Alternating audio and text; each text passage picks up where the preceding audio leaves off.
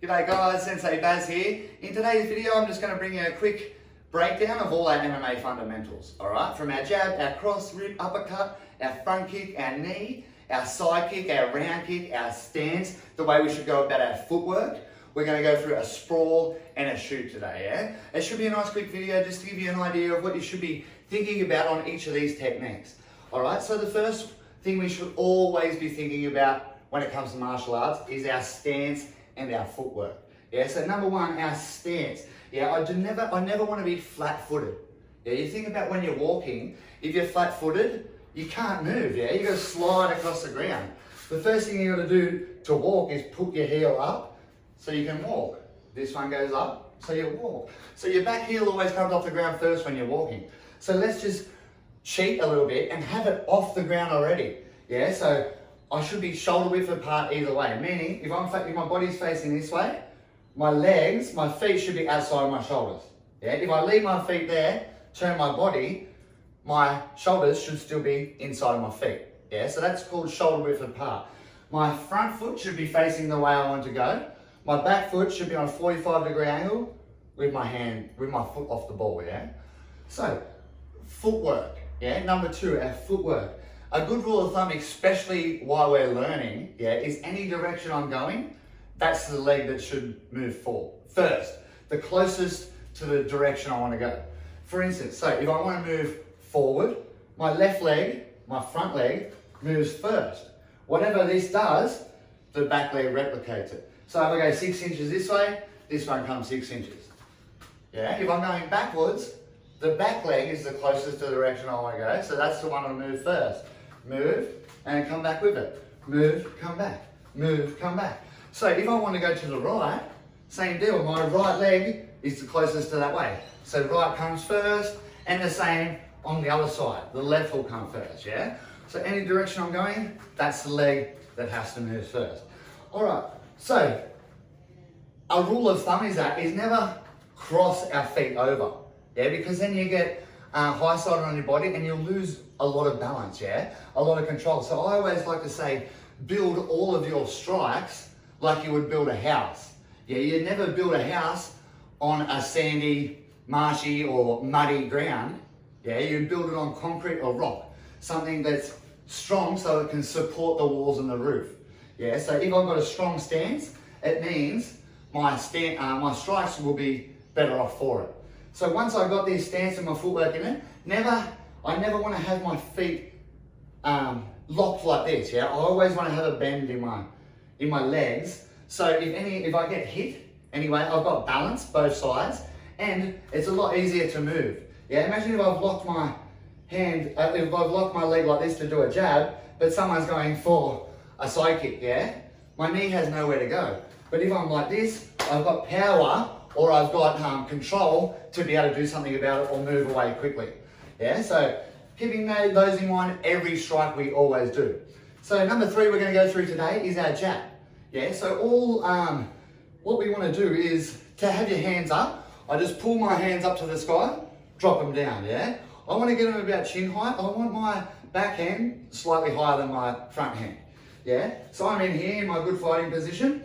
When I do my jab, I just bring my elbow straight up towards the sky. I corkscrew my hand over so my palm is facing the ground and I'm using my index and my middle finger to make contact. Not the finger, the knuckle to make contact, yeah? So I lift my elbow straight up, corkscrew my hand around, make contact with the two big knuckles, pull it straight back. Yeah, don't overcomplicate it. Straight back. Elbow up, straight back. Every strike we do, we like to call it, we like to treat it like a piston in a car. So a piston goes straight out, comes straight back. So everything we do comes straight back. Yeah, so that's your jab. As you get a little bit comfortable with throwing these, you can step with it. Step with it, yeah? Keeping in mind when we step, I want to make my hand and my foot make contact at the same time, yeah? When I'm making contact with this, that's when my foot stops and I come back straight away. All right, so that's your jab. Number four today is our cross punch. Yeah, so our cross punch is our back hand, yeah, which is our power hand, yeah? So if I'm here facing you, jab is my left hand, my right hand will be my straight punch. Yeah, in karate they call it a reverse punch. All right, so we're here. What I want to do here, as I'm throwing my cross punch, I want to corkscrew my arm around, use the big two knuckles again. At the same time, I want to pivot my toes to the way I want my power to be going. In turn, it'll turn my hip and square my body up to my opponent. Yeah, so I'm here with the jab, my hips are facing out here. Yeah, but as I do the cross punch, I turn my hip into it, so my hips are squared up with my opponent. Yeah, so I cross punch, I pull it back. A good way, any of these techniques we can go through, do it 100, 200, 300 times a day, yeah? Do it 1,000 times. You can sit there and do 1,000 jabs, 1,000 cross punches, yeah?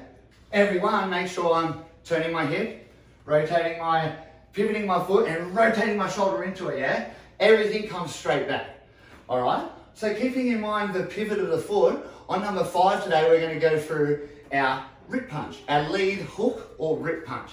Yeah, so from here, my lead hand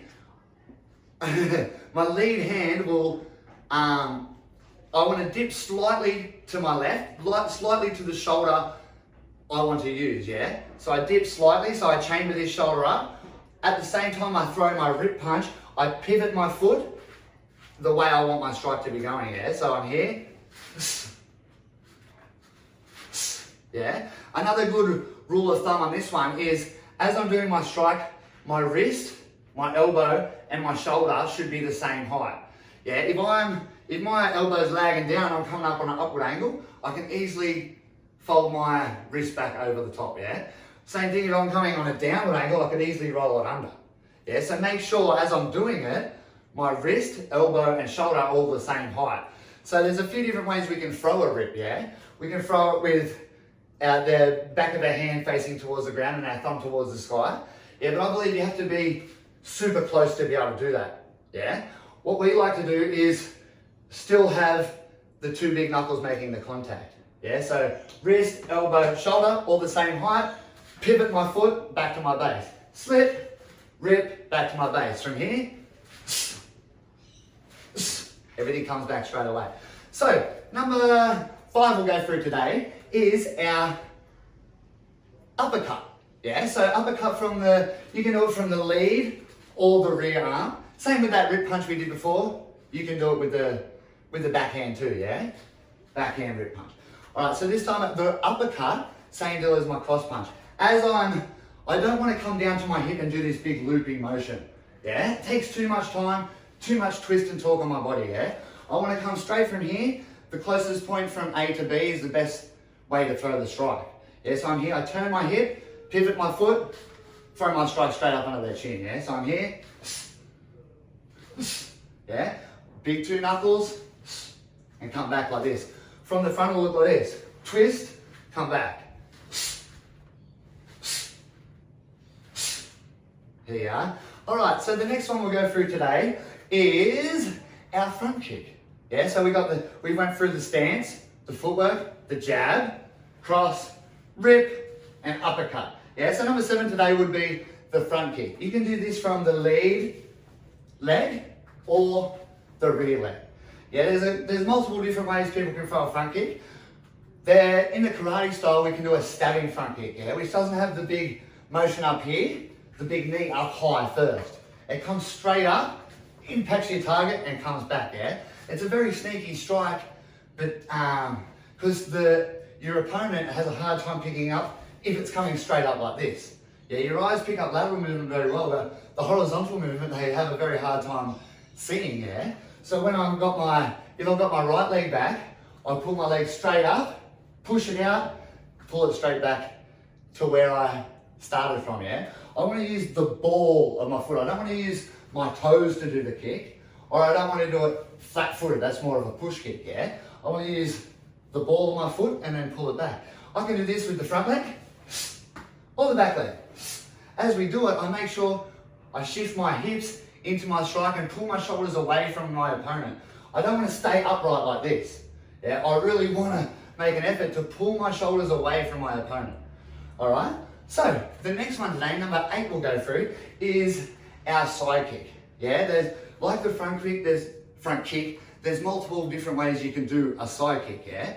What we like to teach is, if you're in your bladed karate stance, right, and your opponent's here in front of you, it's a great defensive move.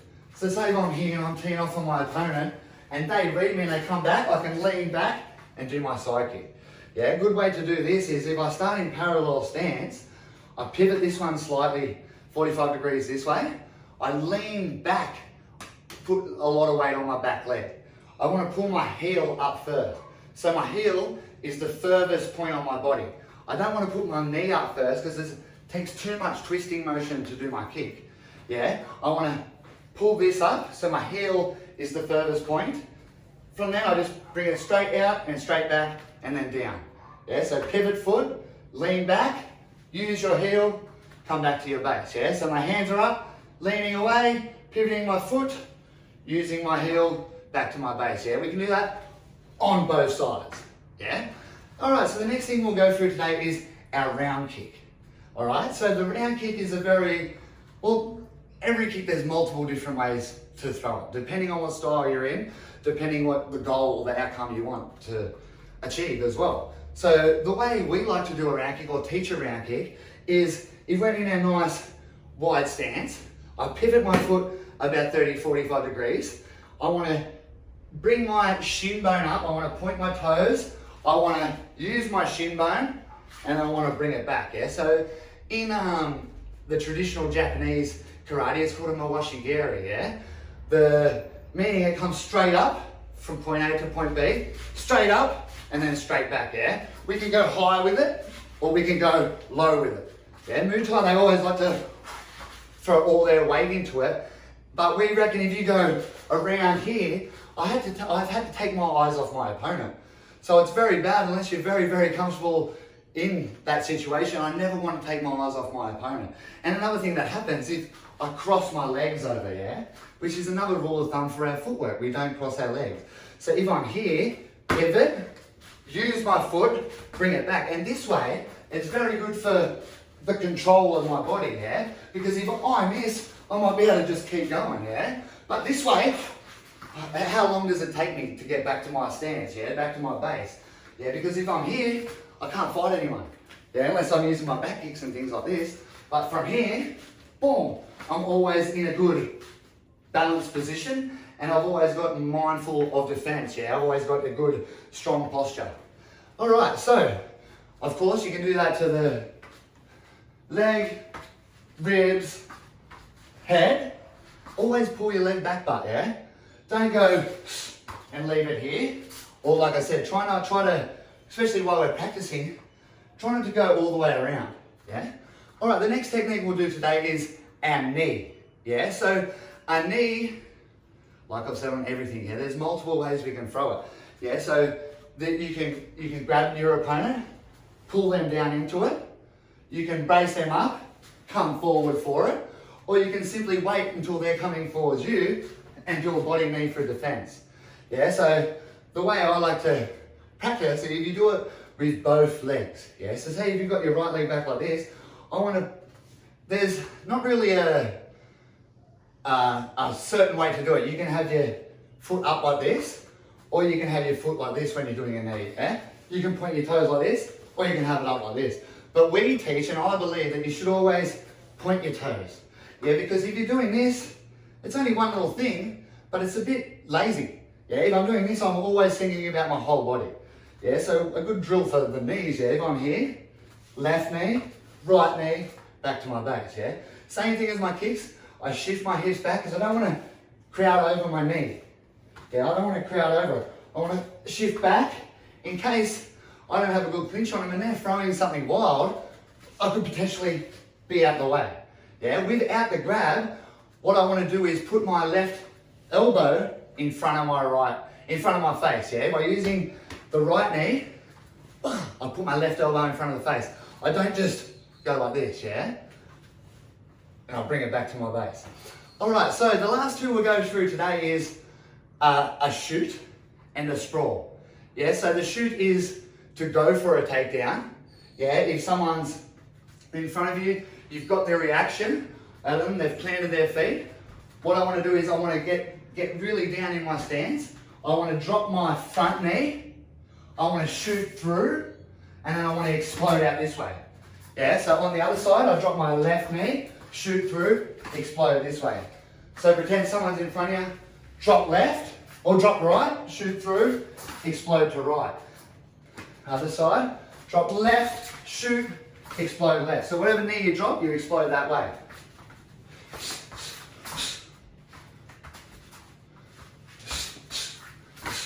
Yeah, so down in your base, drop your knee, shoot your other leg through, and explode to the opposite side. All right, so we'll talk about, the last one we'll talk about today is defending that. Yeah, you can use that for a single or a double leg takedown. We want to, when we do the defense for this, it's called a sprawl. You can do it in 3 different ways, yeah? You can go, if they've got under your guard and you can feel them wrapping around your hips, I've got to drop both my hips to the ground straight away, yeah? So I come down in a good posture, hands to the ground, hips to the ground, straight back up, yeah? So I'm here, back up, yeah? Another 2, if say they're going for the left leg, I spot them going for the single leg. What I want to do now is just put my right hip to the ground. I want to throw my left leg back out behind me, get it away from him, yeah? So I'm here, I see him shooting, boom, yeah? Same on the other side, if I see him going for this, I'll shoot that other way. I'll come back up. So you got double, single, single, back up to your base. Yeah, so I hope that helps you today. Yeah, it's just a quick rundown of all our MMA basics, or for a lot of martial arts, yeah. Our basic strikes, our basic kicks, our footwork, our stance, our sprawl, and our shoot. I hope you had fun. I hope you enjoyed that video today, and I'll see you in the next one. Peace.